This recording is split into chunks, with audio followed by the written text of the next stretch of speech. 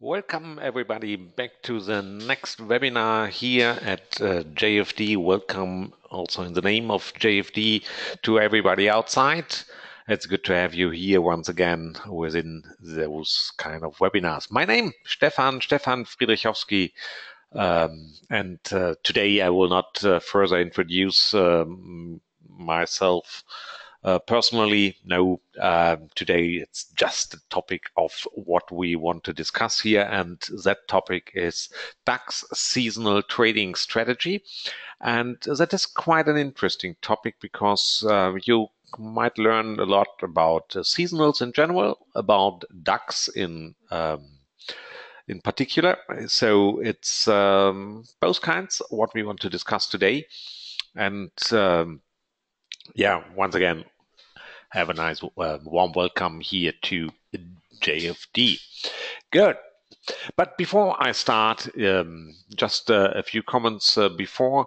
You might find already the slides of today's webinar in the GoToWebinar control panel, so you can download those slides directly if you want. So that's one thing. The other one, during the webinar, once again, I will present an Excel sheet. And if you want to have that kind of Excel sheet, just get in touch with me. You see my contact address already here on the first slide. I know it's a little bit complicated with my last name, but the email address is s.friedrichowski@jfdbrokers.com. You will see it, and if you have those slides, then it will be much easier for you to spell my name right. But anyhow, so that was the first remark, and the other one I have to make always here, of course, and we talk about trading strategies, and therefore it's quite important to mention that risk disclaimer in general, because even talking about trading strategies, and I will go into one trading setup in particular today about DAX seasonal day of week trading. Finally, when you trade on your own, and that is something I have and I want to mention here as always. You are responsible for your own trades. I think that is quite obvious. But anyhow, so that is set. So we can directly dig into the topic of today, and that is DAX seasonal trading strategies. So what I want to go through here is I want to start with the DAX in general. A simple reason, because I know, and you might know as well, that the DAX in general is one of those underlyings which are really difficult to trade.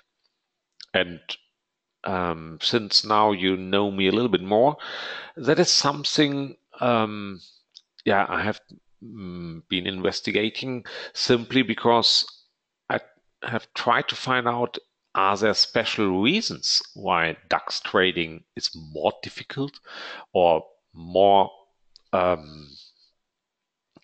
obscure than other underlyings? And the answer is yes, we can find some statistical arguments why DAX trading is, on the one side, more difficult, but on the other side, you will find out that it is good to have that underlying in your overall portfolio as well, and that is related with costs of trading. But I want to show you how to investigate something like that and to give an answer to the difficulty of trading the DAX simply by doing two analysis, and then we can draw immediately the conclusion why DAX is more difficult than other underlyings. Finally, then I go further into the seasonals in general, because I want to introduce you in seasonals of stocks, seasonals of any underlying, simply that you understand the methodology behind seasonals and that you get familiar with that kind of method. Finally, we go back to the DAX, and that means we will do a certain analysis for DAX values, DAX price changes, and you will learn that there is a relationship between the day of the week, that means Monday, Tuesday, and so on, and the typical movement within such a day. And there's a strong relationship between the day of the week and the overall market, and finally to the individual move within that specific day of the week. Learning that, and if we realize that there's a strong relationship, that opens us the opportunity to have a trading setup based on the day of the week and the overall market situation. And that is what I will finally show you, that you have a complete DAX trading strategy at the end of that webinar. And it's quite easy to follow. You don't need any expert advisors. You don't need complicated indicators. It's really easy. We only need one indicator, that is the EMA, one EMA, and we need to know what day of the week we have. And I think to answer that question is really easy. But anyhow, so let's start with this first step. With a problem DAX, and you see that I just name my slide the problem DAX. Normally one should not talk about problems. We like to talk about solutions, but you will see there is a solution. Just looking to that chart, and within the chart you have the DAX values for the last 16 or 17 years, the blue line, and I've indicated one EMA within the chart, and that line is red. If we look to that chart, we would draw the conclusion, wow, trading is that easy. You see immediately all the possibilities for maybe in total 10 trades and extremely profitable trades you might have opened here. Starting here, then you would open a short trade, and maybe you have realized that a lot of profit already here. Wait a couple of months, opening the next short trade. Wow, next big step down to the south, and so on, and then opening a long trade. You know the story. And you may already realize that I'm a little bit laughing here, because that's how a lot of people look to their chart and say, wow, trading is extremely easy. I know what to do. It's either long or short, but the question is always, what is the right timing? And learning from that chart means we know the future, and then it's always easy to anticipate the next movement because we know the future. So looking, for example, here, we know that we should open the short trade. Being exactly here, hey, why not opening a long trade? And so, you know, all those kind of questions. And finally, you have realized by your own that trading is by far not that simple. Then a chart like this would indicate. So trading is much more complicated, and especially DAX trading.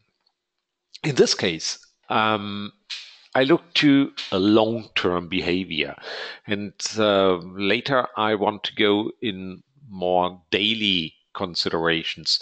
And then you see already within that chart, even it is 16 months, you see that the DAX is quite a lot wiggling around here. So going up and down, up and down. And if you really ask yourself the questions, when you open, even if you open a long trade, maybe at that position, hey, you need a stop loss. And it might be that already within the next day, you are kicked out of that trade simply because the DAX has reached your stop loss. So finally, it's much more complicated. That wiggling around seems to be already a part of the answer why DAX trading in general is more complicated than other. Having that in mind, we can do a complete comparison for two underlyings. And I want to compare now the DAX with the S&P 500. So the German index with the overall market index of the United States, and that is the S&P 500. And I want to have a look to two values or two considerations. One is to the so-called ATR, and that translates to average true range.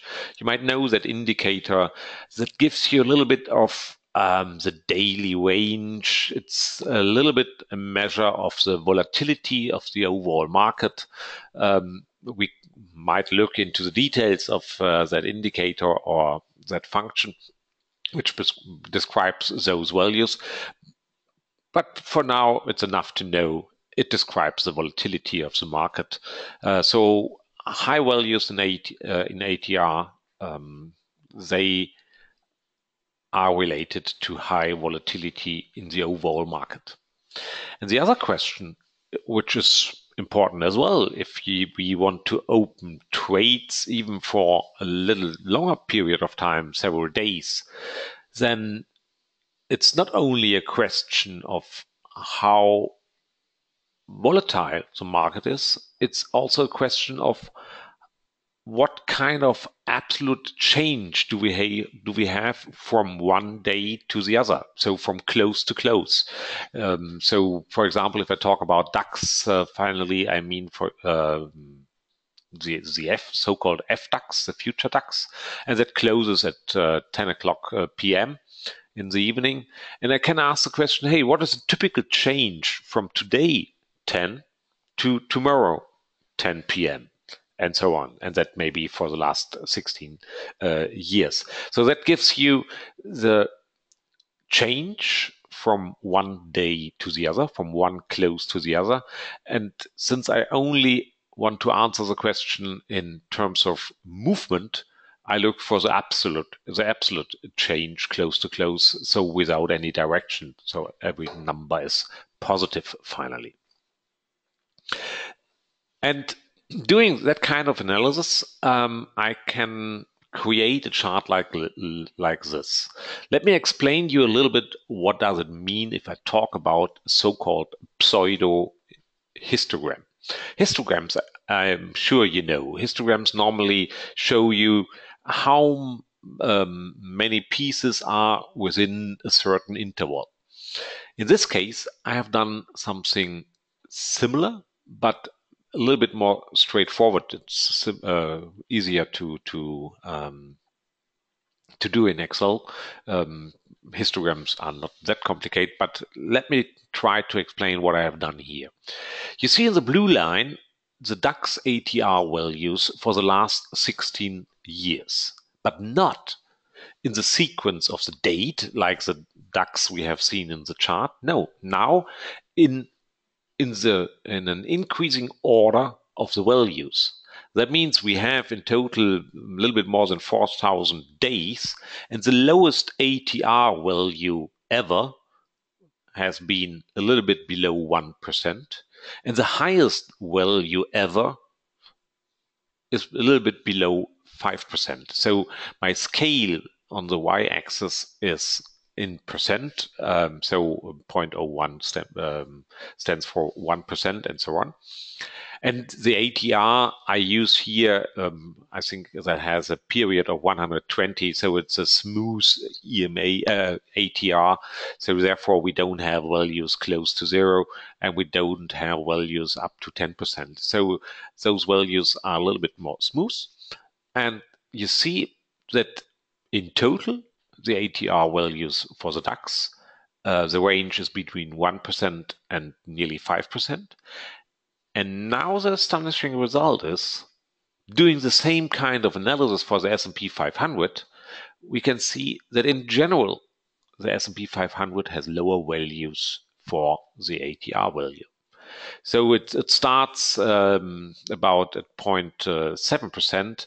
It goes up to the same level, so nearly 5%. But you see that steep increase at the end, that simply means that there are only a few values which have really high values of ATR. There are much more DAX days with high values of ATR than for the S&P 500. So what we can realize here is already part of the answer of why DAX trading is more complicated than other underlyings. It's simply because the ATR is higher. I have done every step here percentage-wise. So it's not of matter that the DAX today is at about 12,000 and the S&P 500 at about 2,200. I have done every calculation in percent. So it's not a matter of the absolute value. So we can conclude the ATR values of the DAX are much higher than of S&P 500. That's the first part of the answer of why DAX trading is more complicated. But let's look for the next one. I have done the same kind of analysis of what I call the pseudo histogram for those absolute changes from close to close, so from one day to the other. And now, once again, the scale is in percent. That means 0.02 means 2%. And now we see, of course, we have days with nearly zero change from one day to the other. And of course, during the financial crisis, 2008, we have had even changes of about 10% from one day to the other. It's good that we don't have that every day. But now, back to the comparison between S&P 500 in red and DAX in blue. Once again, we see that the close-to-close changes for DAX are higher than for S&P 500. So, for whatever reason, those changes are higher.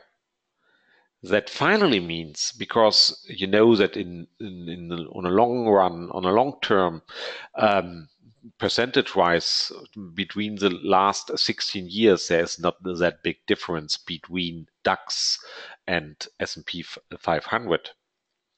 If now the close-to-close, the absolute close-to-close changes are higher for the DAX, that there's only one conclusion you can draw. It means it's more wiggling around, because if those values are higher and the overall increase during the last 16 years is not higher, then we must have more positive negative values in between. So that is a hint for more wiggling around once again. Let's compare those two results just with a single number. What I have calculated for those 4,200 days is the overall average. And if I now say the DAX average true range, what a complicated wording, is nearly 2%. So then it's the average of the last 16 years. So 2% is a typical average true range for the DAX. And for S&P 500, only 1.4%. Okay, so we have higher values in ATR for DAX. And if we look for the comparison close to close, even there we have higher values for the DAX with 1.1 and 0.8 for S&P 500. That means if I just want to describe the different behavior between DAX and S&P 500, I can state that the S&P 500 works cleaner, so it's more smooth compared to the DAX. And that's obvious because of the smaller ATR values. And the overall variations going up, going down, going up, going down, which is indicated by the close-to-close values, are higher for the DAX values compared to the S&P 500 values. Or in a single line, we can state the DAX is more bitchy than the S&P 500. That's if I would hear you now, maybe you smile or you laugh. Honestly, I don't have a better wording for that. Maybe you have. What I mean is it's more wiggling around. It's going up, going down instantaneously without any reason. 20 points up, 30 points down, even 50 points up, and then go down, and so on and so on. Whenever you have traded DAX intraday, you know what I'm talking about. It's a nightmare quite often that it's always hitting your stop loss. Wherever you set the stop loss, it's really complicated. And now I want to conclude, or I want to go further with the DAX strategy. You may ask now, why? Why the hell is Stefan talking about the DAX strategy when he first realizes that trading the DAX is that complicated? There's a good reason. We have to choose the right time scale for our trade. And the other good reason is that if we look to the costs of trading, then DAX trading is more or less, maybe with one exception, and that's Euro US dollar, the cheapest underlying to trade. What does it mean? We have to look for the relation between spread and price of that underlying. You know, when I talk about trading, you will hear very often the sentence, in the millisecond you open a trade, you are in the minus. Why? You lose the spread instantaneously. So opening a trade means being in the minus. So we lose the spread when we open the trade. Knowing that typically if we trade more, let's say, on a percentage scale. We look for a movement of 1%. Then it's, for example, the DAX, it means 1% at 12,000 points is 120 points.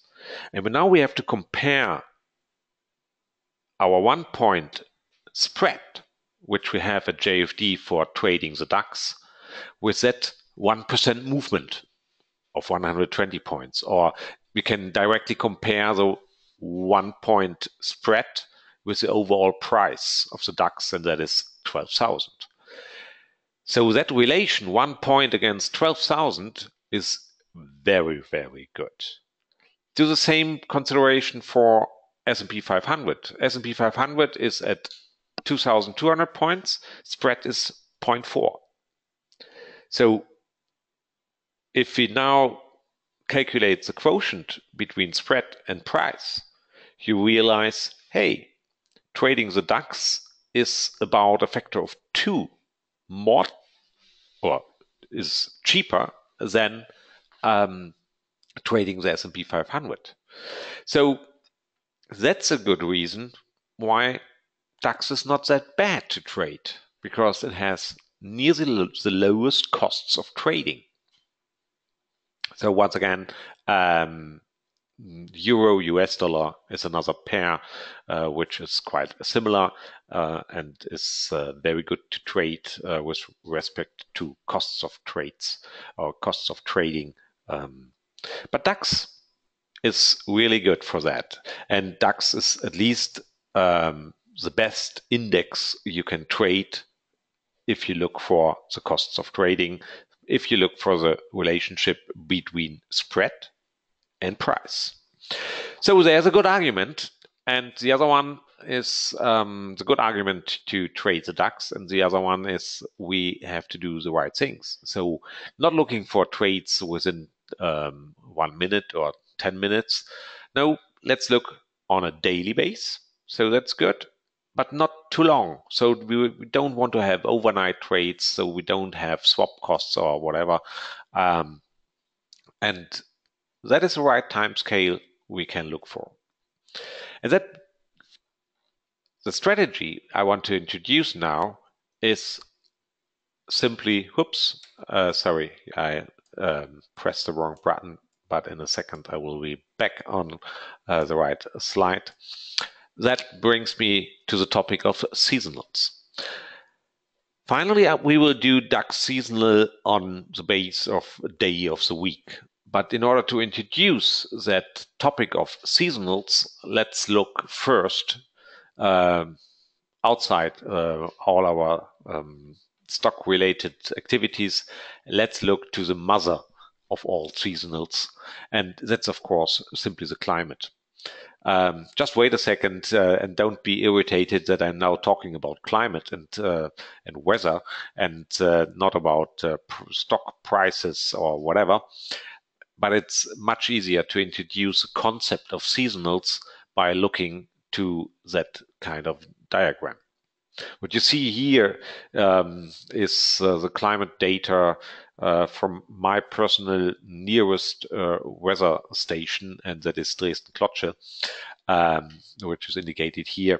And then you see typical behavior like this. Describing that kind of diagram is quite easy. I mean, yeah, within summertime we have the highest temperatures and then it goes down for winter, and for the next summer it goes up again. Why do I show that kind of graph here? Simply because seasonal charts try to find seasonal behaviors. And that is later related to stock prices as well, because what we want to have is those cyclic behaviors or reoccurring events like here, like when we look for weather or climate. If I would ask you the question, hey, give me an estimate of what is within July, what is the temperature of tomorrow? You would answer 25 degrees. And you will not be that bad. And if you would have answered minus or 3 degrees, most probably you are wrong. So what do you use? Finally, when you use seasonals, you use the information of what is reoccurring. And exactly that kind of information can be found in stock prices as well, if you look right. So it's cyclic behavior, reoccurring events that we are looking for. And if we found those, we can use that information, which give us a better estimate of what we have to do. Like if you get the task, please estimate the temperature of July, you will look to that chart, of course. There's another well-known seasonal, and that is the Dow Jones index for the 4-year election cycle of the United States. That chart looks for the 4 years election cycle. That means you know that every 4 years they in the United States they have their government or president election, and you can divide that period in, for example, 4 terms or in 4 intervals. One is the election year itself, the post-election year, the midterm, and the pre-election year. And everything is reoccurring every 4 years. And what that guy here, this Dimitri Speck, has done, he has been looking for the Dow Jones values for the last 100 or even more years, and has been creating that kind of chart by normalizing everything to 100 with the election year. And then he has calculated exactly that kind of curve. What does it mean, or what kind of conclusions can we draw from that chart? One obvious conclusion is that if we are in the 3rd year, then overall we don't have much movement within the market. The highest movement within a year we have in the pre-election year. So in the pre-opening long trade in the pre-election year might be a good conclusion. So that is something we can look for, and that kind of conclusions we can draw here. Still, there's a but, and my but about this chart or those kind of charts is that in lots of examples, we only have a pure, or let's call it a weak statistics. In this case, its statistics is not that bad. At least we have 100 years, so we average. We have 25 years of election, 25 years of pre-election, and so on and so forth. So at least we average over 25 values. If you see other charts for seasonals, they may only average 10 years, and then they look for the DAX movement within January or February, and so on. So the statistics is, in most cases, what I would call a pure statistic or really weak. And the other point I have to mention is that we normally have overall trends. You know that, for example, the Dow Jones within the last 100 years has been increasing. There's no question. And going into numbers and maybe not doing it percentage-wise right, within the last 100 years, the average year-to-year change is about 6%. We have a 6% increase. And that is being reflected here as well. So if you compare the starting of 100 and going up to 125, that is about those 6% a year. So we have that overall bias, that overall trend within the Dow Jones, which is not the best to have that already in that chart. So going to really to good conclusions is difficult. But nevertheless, what we can do is we can try to find seasonals which are much better statistic. And so we have to go a little bit down, not on months or years. No, we have to go down to days. And doing so, then we can find very good relationships between typical movements, typical days, and so on. So the common method we apply here is that we look for cyclic, reoccurring events, and those events create a common pattern. Think back to my climate diagram of the temperature in Dresden. That is a common pattern. And if we have those common patterns, then we can trade them. In general, those events might be the months like January, February, and so on, or the day of the month, which is interesting as well, because then you look, for example, the beginning of a month, and that is good for stock trading to have a difference between the beginning of a month, the midterm of a month, and the end. You can find price relations there as well. We go today into the day of the week. That means we differentiate between Monday, Tuesday, and so on.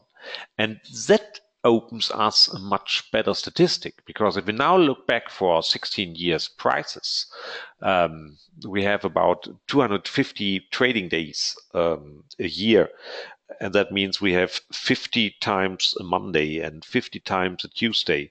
And now having that for 10 or 15 years, that is a much better statistic. Finally, we might go down the time frames even to hours or whatever. Then we would have typical behavior within a day. And we might find there as well some profitable relationships.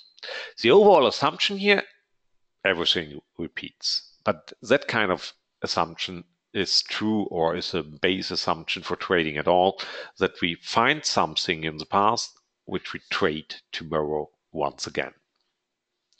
And the question we want to answer now within the Excel sheet I will present you is there a bias between the day of the week and the typical trade or price direction, going up, going down? The answer will be we need one additional information, that is the overall market. But back to, if we have that relation between movements and the day of the week, hey, then we can use that kind of information for a quite cool trading strategy. Let me show you what I mean here directly. Just a second. Here we are. And I forgot to open the Excel sheet before the webinar, but now it will open within a couple of seconds. Let me already try to explain what we do here, or what kind of analysis we are doing here. So let me first zoom a little bit more here. So I start with DAX values since 99. And of course, I have always those open, high, low, close values. And talking about DAX in this case means I talk about the so-called FDAX, the future DAX, meaning that kind of DAX which opens at 8 a.m. and closes at 10 p.m. Later we will see that we need an EMA, and that is easy to calculate. And what we need is the day of the week, but that can be calculated in Excel quite easily. So there's a command for that, and that is weekday. And what we want to do now is we want to look for the different days of the week and the different kind of movements. Before doing that, let me first answer the question, and now you will find a couple of words here in German, but let me guide you through. Let me try to answer the question, is there an overall range or overall dependency between the day of the week and the typical movement within the day without the sign, so without long or short direction? And the clear answer, and that's indicated by the blue bars, more or less no. What we can see is that we find the highest volatility on Thursdays and the lowest volatility on Monday and Fridays. But overall, there's no strong relationship. But that is without sign. So we don't ask the question in which direction.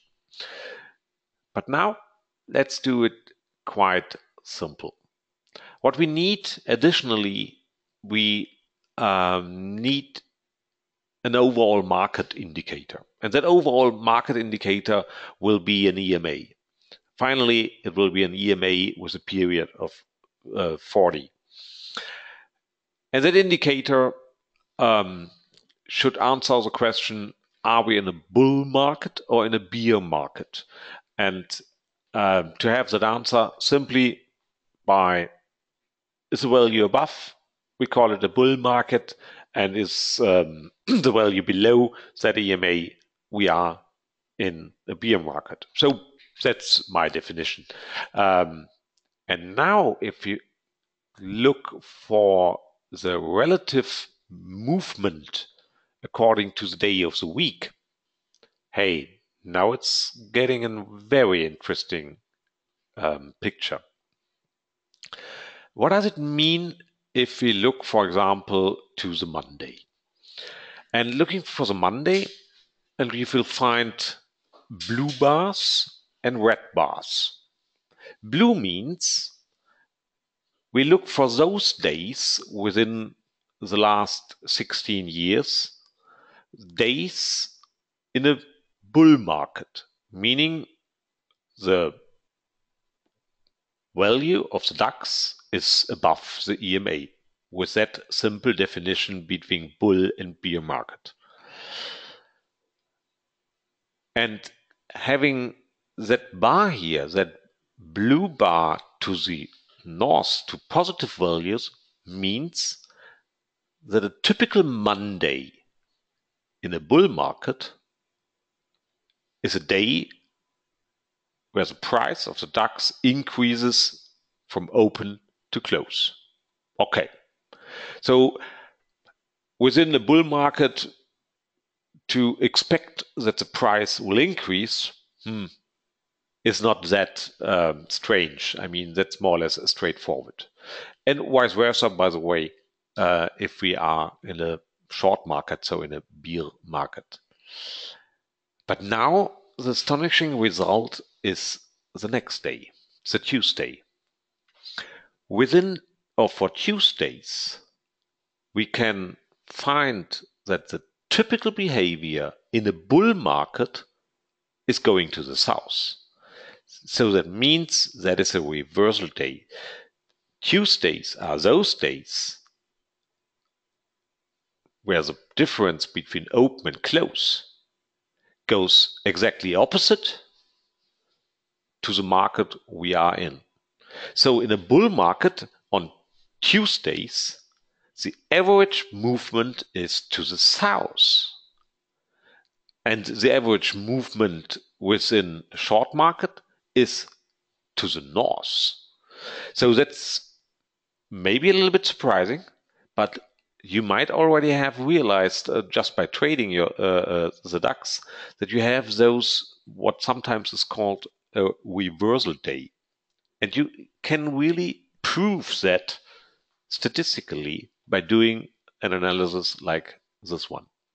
We will find that Wednesdays, I'm not sure what is the plural of days, but anyhow, we have the same situation. We have to trade to the opposite. So on a Wednesday, being in a bull market, we should open a short trade because it's only close to zero, but it's going to the minus. So we have a bias to the minus and vice versa. On bear markets, we have a bias to the north on Wednesdays. Story goes further here with Thursdays. Thursday and Friday are what I call normal days because it happens what should happen in such markets. So in bull markets, Thursdays go to the north, and on Friday we have the same. And that kind of analysis is only done by statistics, nothing else. So it's creating a bias for a specific day of the week. So the only thing we have to know in order to open the right trade is we have to know, are we in a bull or bear market? And that we do simply by the comparison to an EMA. And the other question is even easier to answer, and that is what day of the week we have. And that's all. But now you ask yourself, hey, what can I achieve by applying those two simple rules? And if we only try to add the DAX points according to that setup, we have that kind of behavior of our equity. But looking for points is not the best because you know that 10 or 16 years ago, the DAX has been at values of 5,000. So we have to do it percentage-wise.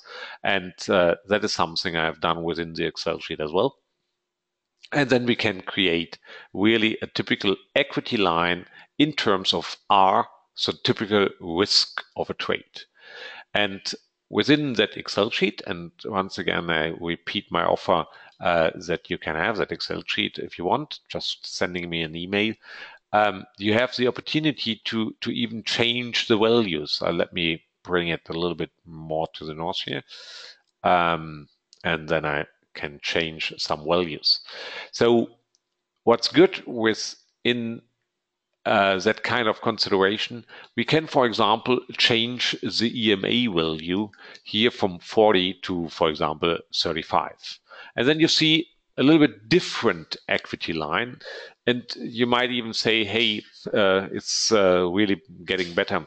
Mathematically, it's a little bit worse than the previous one, but that's the reason behind is that we have higher drawdowns in the beginning, but then later we have really a very good straightforward equity line, which is really something looks like out of a textbook here. But the other thing we can change within the Excel sheet, when we want to open a trade, I don't want to open a trade without a stop loss, especially not on the DAX. Now the trades we have here, they have a stop loss as well. And that kind of stop loss we might change, for example, from 1.1% to 1.2%. And what you realize here is that it doesn't really change the equity, at least not that much. And that is a good indicator that we have a quite robust strategy. This kind of strategy has only 2 degrees of freedom, namely the EMA and the stop loss value. And even if we change those 2 values, EMA and stop loss percent, it does not have that huge impact on our equity. And that is telling us that we have a really good kind of strategy. So let me summarize the rules for that kind of strategy. It's quite simple. And I will show you some trading results as well on that strategy in a second. So that is a summary. That is a trading setup for the DAX seasonal trading strategy based on days of week, based on the day of the week.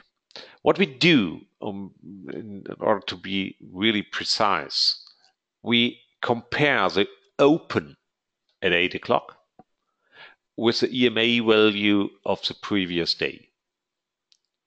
That comparison gives us the answer to the question bull or bear market. That's it. And now it simply depends on that answer. Within a bull market, then we open on Monday, Thursday, and Friday, we would open a long trade and otherwise short. And exactly vice versa in bear markets. The trade entry is always at 8 a.m., so in the morning, and that's the one action of the day. We go with a stop loss of 1% of 1.1% of the open of our trade. That is the stop loss for the trade, and we close the trade at 10 p.m. Maybe in between we have reached the stop loss. Also that will happen. But otherwise, trade is closed before the market is closed. And that's the complete setup. That's a complete kind of strategy. And it's very good that this works that simple. And I'm not only talking about that kind of strategy. That is, and finally, what I want to have is to have that strategy running via Expert Advisor. And that is the last test phase here now. And you see here that, for example, today is Wednesday. We are far above the EMA. So on Wednesday, it's a day for opening a short trade. And yeah, trading result is not looking that bad. And I even can show you a little bit about the trading history, at least for the last 2 weeks. But otherwise, I have the history of the Excel sheet. But now let me create that report here. And then you will see some results for the last couple of days. And you see it's not working bad. And still, it's not a long-term history in a real life account, but it's already not that bad to have, even in those days, an increase in our equity, and that's going quite strange and straight. And that's simple. Finally, for personal trading, you don't need really an expert advisor. It's only a question of comparing the open value to the EMA of the previous day and looking what kind of day we have, which day of the week we have. That's all. So it's easy to do. It's very easy to implement that kind of strategy. So I hope that might be something within your strategy portfolio as well, because it's really simple.